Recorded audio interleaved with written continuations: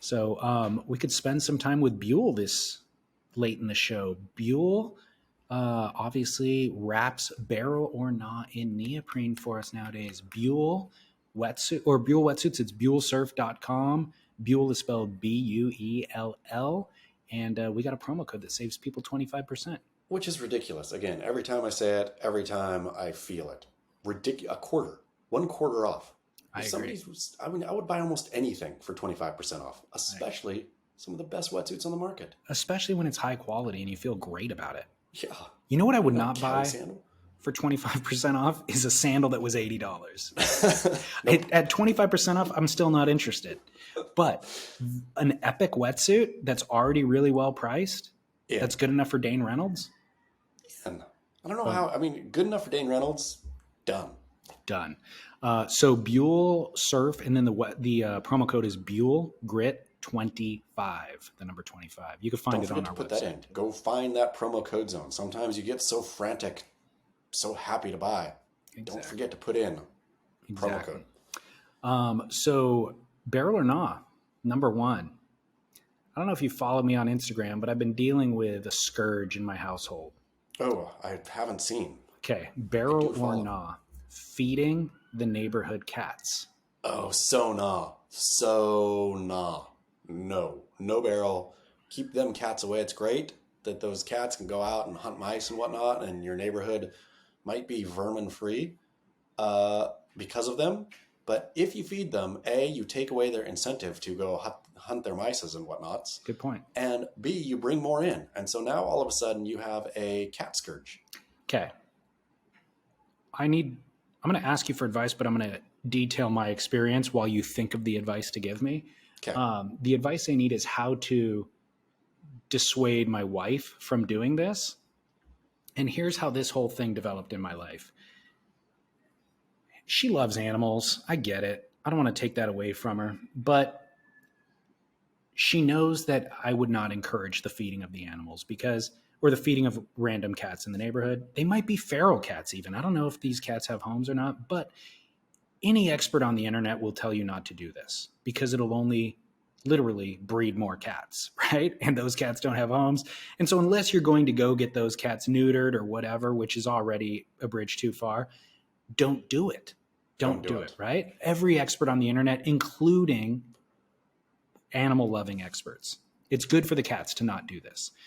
Anyways, so one day I'm leaving the house and I glance over in the bushes under the kitchen sink window. And I noticed one of our bowls in the bushes. I'm like, that's weird. And it has some food remnant in it, but I'm just going to make a mental note of this. I'm not really going to address it. I don't know, a week goes by. I go to feed the dog and I open up where the dog food is and there's cat food in there. I'm like, that's weird, right? Cat food? Yeah. Then it all comes to light. I think I did address it at that point, and Lauren's like, oh yeah, I'm feeding the neighborhood cats or whatever. Like there's this black one. It's really cute, blah, blah, blah. Well, then I see in the hedge a full cat house. She went and bought a proper cat house, put blankets in it, and now that's living in our hedge. And then I ask why. Well, turns out one of the cats is pregnant and she wants the mommy cat to be able to have a safe place to give birth to her babies. And I'm like, wow, this is all very sweet, but how do you think that cat got pregnant? Well, then I get a notification from our doorbell camera and I push play on the video and there's midday, 2 cats tussling into frame, rolling like a cartoon where people are in a fight and they like roll in a ball and there's a cloud of, dust following them.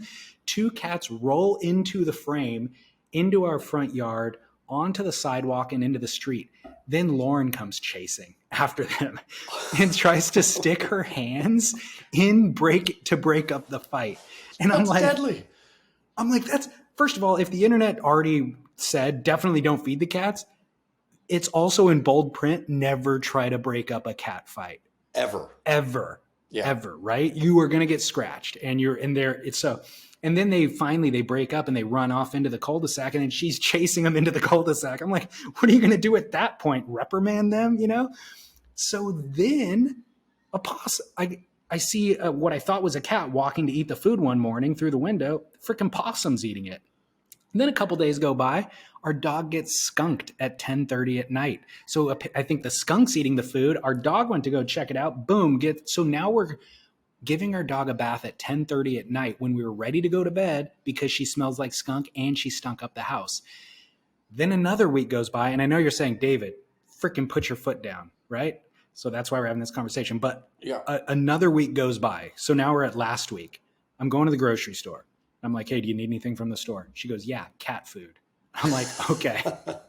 It was one thing when you're doing this all on your own, but now I'm obligated to service what I never agreed for this family to do. But I oblige, go buy the cat food. It's $40.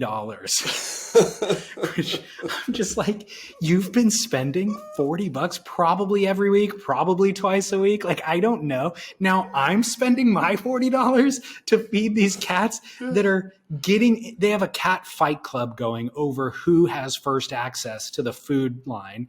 And they're breeding and they're bringing vermin and skunks into our yard, which is now spraying our dog. Like, this has gotten so out of control. I don't know how to rein it in at this point. So an easy way to deal with bad behavior in dogs, particularly, but cats too, is you give them a little spray with the hose, right? Just when they're, being bad. It's not, I don't think PETA would think that was okay. I would imagine it's just humane. Water squirt. I think maybe it's time to squirt Lauren with a hose when she's out there feeding the cats. Just be standing there gardening and just give her a zap of the hose. You know what? That's the only way out of here. You know that I've seen that trick on Instagram where like you have the spray nozzle at your kitchen sink and then the husband like wipes or wraps tape around it so that it's activated. And once she flips the handle on, it sprays her automatically in the chest. I need to set up a situation like that out in the front yard where the cat food bowl is, maybe with the hose, where it's just activated automatically. And as soon as she makes an appearance, boom, she gets It gets her. It's like Pavlovian dogs that get the bell with the activity. She's going to learn through the spray. I should not be out here doing this. This is a bad behavior. This is a behavior that's getting corrected. Exactly. She'll know it just back of her mind. You don't have to say anything to her. Just a little spray. So no verbal conversation at all? I mean, it seems like it's really gone way too far, that it's taken on a life of its own. Otherwise, I think, there's more drastic things you could do. You could, like, Vlad the Impaler and just go out and, like, sneakily, get rid of the food, kill the cats, whatever, or leave a dead cat carcass on the yard. And blame a coyote or something. Yeah, and just say, look, this is dangerous now. We got coyotes, they're like killing cats, whatnot. Yeah. Or, how much is too much for her, do you think? Do you think that you could say, okay, two can play at this game, double down, bring so many cats into the neighborhood that put food dishes everywhere, just have all manner of animal, but will she like that? Will she think, we live in a zoo now? Yeah, she will like that, actually. That's going to backfire. So I had two strategies. Rather than thinking about what her kind of limit is, I thought about what my limit is. Yeah. And I thought, there's no way we bring a cat into the house. And the good news is I don't have to set that limit because that would become confrontational because she would want to bring the cat into the house. But our dog will evaporate that cat. Yeah. Great. So I know that she loves our dog more than she loves those cats. And if those cats enter the house, they're dead. She would never do that to the cats. Therefore, there's a common kind of boundary there or a natural boundary. So then I thought, well, okay, if I can't win this battle, I can at least leverage it for comedy on the podcast and on social media. So that's why I published the footage of her tussling with the cats on the Ring cam. And now we're having this discussion here because it's like, first of all, I need to vent because I really feel like I lost the battle for sure. I lost this battle. I need to just vent and make comedy. You are hunkered down in the inside of your home, which is great, but outside you have lost all the territory outside is what I'm hearing you say. Totally. Yeah. I'm thinking the hose is the only thing to do at this point, or a water squirt. Which again, even if I don't win the war, I get a little bit more comedy out of it. If I position the camera correctly to catch her getting sprayed in the face, boom, perfect. That's social media gold right there. A classic of the genre. It really is. It's right there with the squirting flower, Yep, exactly. All right, cool. I like it. Great advice once again. You're welcome. I'll be implementing that this week. Stay tuned on social media. Here I am in Mexico, walking down the beach, see a couple of bare-chested women. Barrel or nah, sunbathing nude.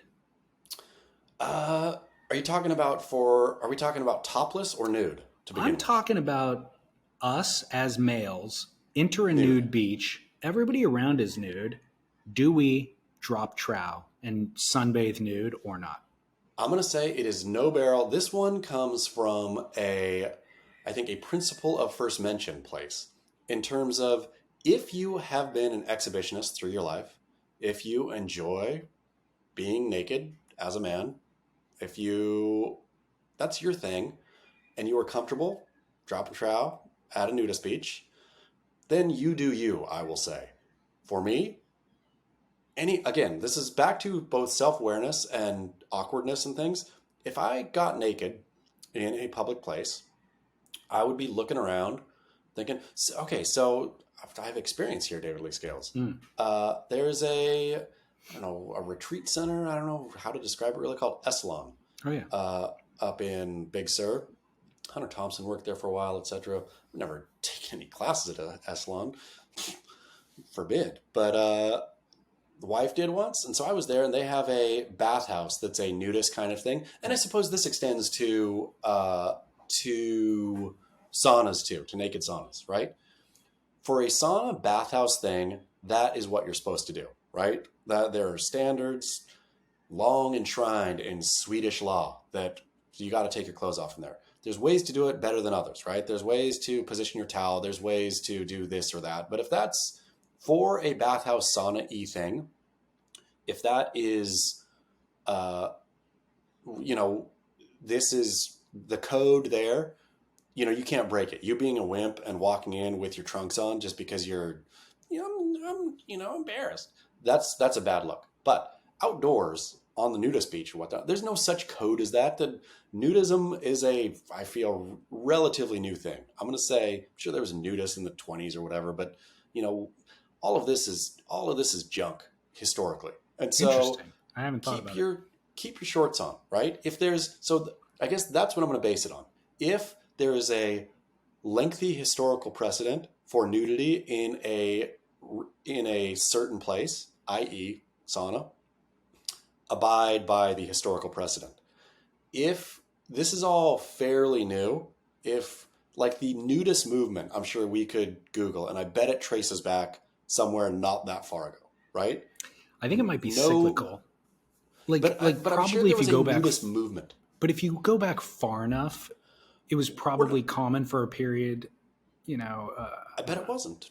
I mean, maybe cave people, sure, but I don't know that the Victorians, for example. I mean, and I'm going to talk about specifically. We're not talking about like Polynesian culture or something here. We're talking specific Western, right? Yeah, we have to. Yeah, you have to make a cultural distinction for sure. Yeah, I'm talking specifically Western folk. If you're a Western man, the nude beach has no historical precedent. Keep your trousers on.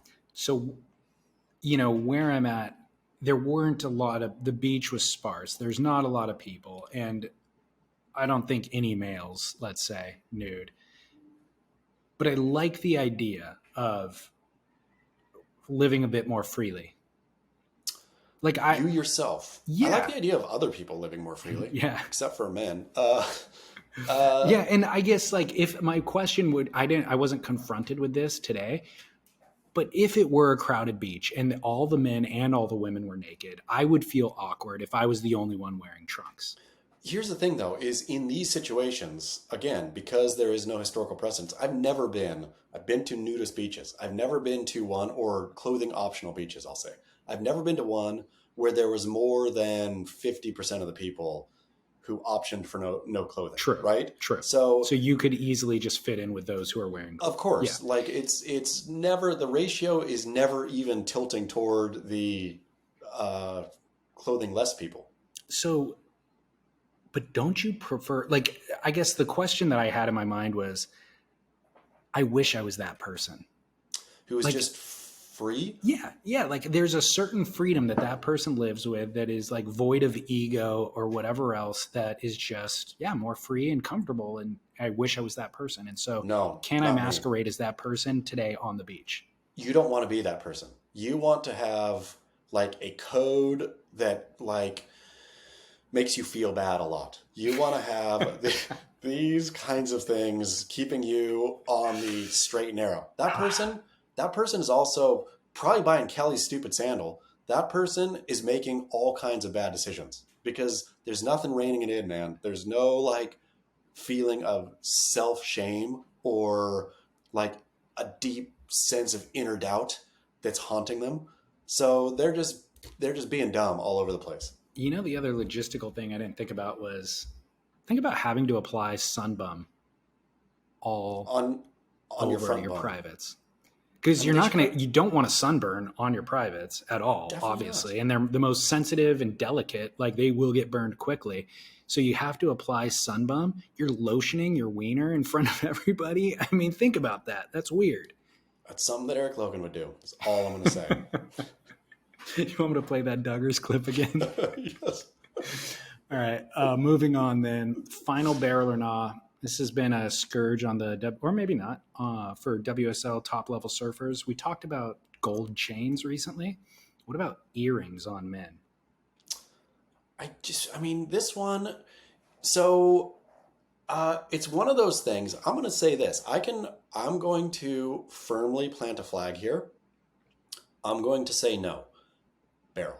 No barrel. And the reason why it is a no barrel, anything that comes in and out of fashion means that it's not stable, right? That it's not like wristwatches on men. Sure, I'm sure sometimes they sell more than others, but a wristwatch has been a staple of, male particularly, I would imagine, fashion forever, or since wristwatches were invented.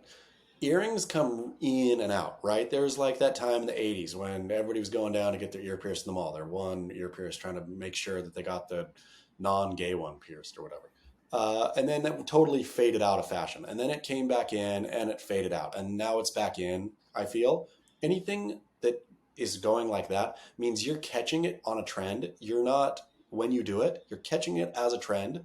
So you're doing something trendy, and doing something trendy is not barrel. Right. Yeah, I'm anti-barrel for sure, and probably for that exact same reason without even thinking about it. But I'm also anti the fact that it's become so ubiquitous. You know what I mean? Yeah. And that's kind of what you're talking about as well. It's like when I was young, and I don't know who had it when I was young, probably a couple of rock stars, Axl Rose or something. I was like, it stood for something. Yeah. You know what I Rebellion. mean? Yeah, it's like it stood for rebellion, and now it's just so ubiquitous that it stands for nothing at all. And I guess maybe it's just one more adornment that you wear to accessorize your look or something. But it's like it's pointless at this point to me. So there's no Pointless. barrel either way. And I would say maybe in future generations, maybe Austin's children, Austin's sons can wear an earring and no longer just be, that's like what people do kind of Yeah. thing, right? Like Yeah. people pierce their ears. And so you're right. It doesn't mean anything. It doesn't stand for anything. It just is a choice. But to me, then that's not, yeah, that's neither barrel nor not, right? Yeah. If it's just a thing Exactly. people do, neither barrel nor not. Yeah. Riding a trend or doing something, and because I still think it's trendy. I still think people are making a statement. Men are making a statement with their earring. They're thinking the fact that Sam George, for many years, rocked a single earring Dude. that's kind of all you need to know. Yeah. Well, he did it when it was off trend, so maybe that made it cool. I know. I mean, he did it. He started when it was first trend, I think, but like on the real backside of first trend. Yeah. And that's, I mean, for an adult male, anyway, I think he did it first when he was an adult male. An adult male piercing their ear is a no barrel. Like, if you got your earring when you're 16 and you're still rocking it now, I'll say, like, you're letting your 16-year-old trend self set your style tone today, which is no barrel also, but whatever, right? Still no barrel. But to get it to, as an adult man, a 35-year-old, a 40-year-old going in to the earring place, I know. picking your earring. I'd like that one. Sitting in the chair, whether it's with the gun or the needle, getting your ear pierced. Yeah, I'll say the only way that I'll barrel earring on men is if your fourth grade friend pierced your ear with a bobby pin and a ice in your living room. Yeah. Then I'll give you a barrel for that one. I'll let your fourth grade That trend self that run.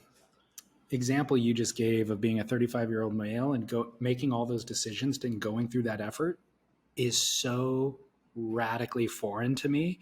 Like, I cannot imagine having the interest, the time, or even the space in my life to be like, "Hey, honey, I'm going to the mall today." She's like, "What for?" "Oh, to get my ear pierced," and then going through the process of picking out an earring and then coming home with it, and then everybody that you encounter for the next week or two that you normally see in your life are like, "Hey, Noticing your ear. yeah, what's going on there?" Like, for me and the lifestyle I live and my identity and all that, it's just nothing could be further from normal for me. It's so here bizarre though. and out of Character. This is a great opportunity, though, I will say, for us to pick a cause and have people donate to that cause. And if donations reach a certain amount, you and I will both go get our ear pierced, and rock it for, because the great thing is it closes up if you take it out, right? But we will go around for a month without mentioning it and with our newly pierced ear. dude. If a cause gets X amount of money. If I did that, I would have to change my entire look. But that's what I'm saying. That's what makes it a good. Once I had stakes the are earring, high. I can't wear the earring with the way that I currently dress. I would have to go to Idolo's Instagram and find out what he's wearing, what kind of shoes he has, and accessorize to look exactly like him. And then the earring would fit on me. Probably not, still not as well as it fits on him. But how much would somebody have to give a cause near and dear your heart for you to go get your ear pierced? if Lauren stopped feeding the cats, I would do it tomorrow, dude. Really? Ooh, that's a good one. Let's see. I'm going to hit Lauren up on this one. It'd be like, "Lauren, David will get an earring. The problem is she won't want me to get the earring either." So. But yeah, it's no amount of money that would trump all of it. Okay. Yeah. Lauren? Yeah. That's where we're at. Okay. Well, anyways, that sums up Beryl and I. I think we're both going no on earrings for men. I think that was 3 no barrels. Just as flat as it is in Southern California. There you go. Sometimes that happens. So thank you, buellsurf.com. And again, promo code is BuellGrit25. So whether it's winter, summer, spring, autumn, they've got wetsuits for every season, single millimeter dimensions as well. Just a straight up 2 mil, straight up 3 mil. Nothing better than that. So thank you, Buell. Yeah.